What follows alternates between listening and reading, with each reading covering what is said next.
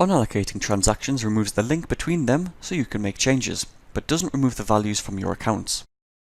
You may need to do this if you need to edit an invoice that has been paid or credited, or if you have allocated the wrong payment or credit note to an invoice.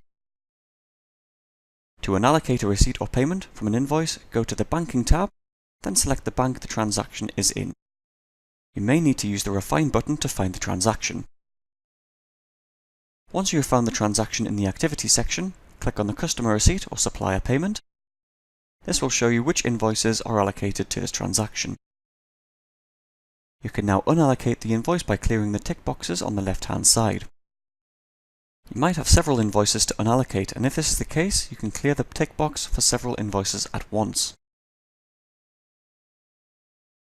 When you're happy with the changes, click Save. You need to select Yes to save the transaction as a payment on account.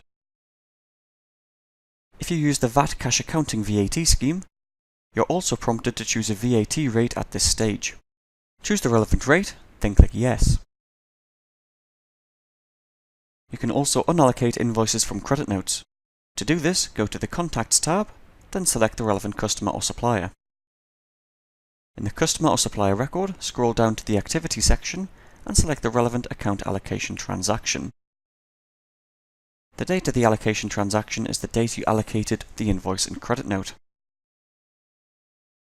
To remove the allocation, clear the tick boxes from the invoices and credit notes you want to unallocate, and then click Save.